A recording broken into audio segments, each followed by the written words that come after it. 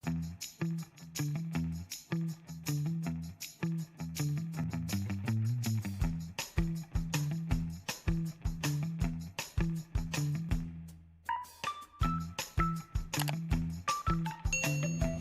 guys, kembali lagi bersama saya Sobat Totong. Kali ini kita akan membahas mengenai kura-kura pardalis. Salah satu kura-kura kesukaan gue ya. Di alam, pardalis itu terdiri dari dua jenis, yaitu pardalis atau giant pardalis dan juga pardalis babcocky. Untuk pardalis yang membedakannya adalah ada dua titik di skutnya. Sedangkan di pardalis babcocky itu seperti ini. Untuk harga sendiri pardalis lebih mahal karena itu merupakan kura-kura yang bisa sangat besar ya. Itu termasuk kura-kura premium untuk pardalis karena termasuk kura-kura terbesar keempat setelah sulcata. Pardalis ini merupakan desert tortoise atau yang berasal dari gurun, dan dia berasal dari Afrika, terutama dari daerah Sudan sampai dengan Afrika Selatan. Kemudian sama seperti torto pada lainnya, dia memiliki 5 buah kuku depan, 4 kuku belakang, kemudian ada 13 skut, 1, 2, 3, 4, 5, 6, 7, 8, 9, 10, 11, 12, 13. Skutnya ada 13, kemudian plastronnya juga sama seperti kura-kura pada umumnya.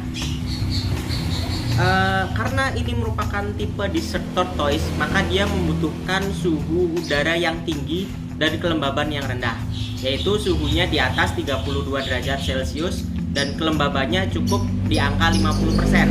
Kenapa? Karena kelembaban yang tinggi menyebabkan terjadinya pilek pada kura-kura pardalis. Sama seperti desert tortoise yang lainnya, kura-kura pardalis ini makanannya adalah rumput-rumputan dan sayur-sayuran yang banyak mengandung serat. Boleh nggak pardalis ini makan buah? Boleh-boleh aja, tapi ranknya adalah 1 minggu sekali. Kenapa? Karena buah itu banyak mengandung air. Sedangkan ketika pardalis ini memakan makanan yang banyak mengandung air, dia akan mengalami mencret gitu teman-teman.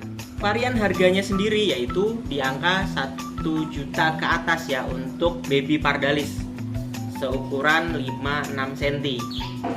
Tapi harga itu juga tergantung dari motif high weight-nya.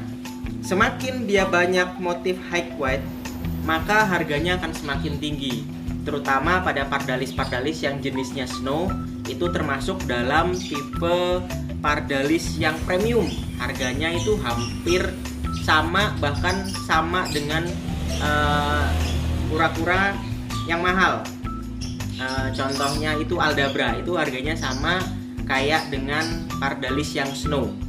Untuk memelihara kura-kura pardalis ini aslinya tidak cocok untuk newbie ya teman-teman ya. Sombong amat. Kenapa? Karena dalam pemeliharaannya ini sangat ribet. Kita harus memerlukan lampu UVA, memerlukan lampu UVB. Kenapa? Karena dia butuh panas, ya kan?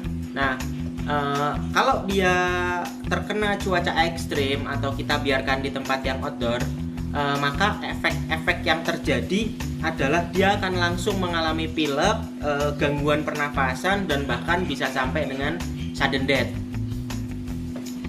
Untuk perawatan harian, saya biasanya hanya cukup jemur dan rendam ya. Jemur dan rendam sekitar 15-30 menit. Kenapa kita tetap perlu jemur ya? Karena ini desert tortoise yang sangat memerlukan panas dari matahari untuk memproses vitamin D yang ada di tubuhnya dia. Gitu teman-teman. Kemudian untuk membedakan jenis kelaminnya sama seperti dengan kura-kura yang lain, kura-kura darat lainnya, yaitu pada bagian plastron ini ketika jantan dia akan cekung, sedangkan untuk betina dia akan rata. Untuk pardalis sendiri kita bisa tahu di ukuran sekitar 15-20 sentian ya, baru kita tahu jantan atau betinanya. Cuma ini sudah punya saya ini sudah mulai ada tanda-tanda, yaitu plastronnya ini mulai cekung. Jadi ini ada indikasi bahwa pardalis saya ini jantan. Gitu teman-teman. Pada saat proses jemur dan rendam, maka kura-kura pardalis ini akan membuang kotorannya. Dia akan pupuk ya. Nah, di pupuknya itu normalnya pardalis itu tidak mengeluarkan urates. Apa sih urates? Urates itu adalah kelebihan protein dari makanan yang dia makan. Nah, sangat jarang pardalis yang mengeluarkan urates. Tidak seperti sulcata, golden grip itu yang wajar dia mengeluarkan urates. Tapi untuk pardalis ini sangat jarang.